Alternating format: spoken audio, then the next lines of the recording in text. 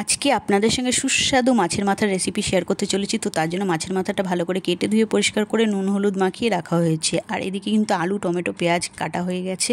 আর মশলার জন্য আদা রসুন কাঁচা লঙ্কা শুকনো লঙ্কা তেজপাতা পেঁয়াজ আর টমেটো গোটা ধনে গোটা জিরে একসঙ্গে করে পেস্ট রেডি করে নিতে হবে।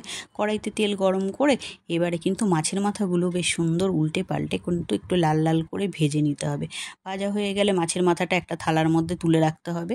তারপরে ওই যে মাছের মাথা ভাজার যে তেল থাকবে ওই তেলের মধ্যেই কিন্তু আলু স্বাদ মতন নুন আর পরিমাণ মতন হলুদ দিয়ে একটু ভেজে তারপরে বেটে রাখা মশলা দিয়ে দিতে হবে। বেটে রাখা মশলা দিয়ে সামান্য একটু জল দিয়ে মশলাটা কষাতে হবে।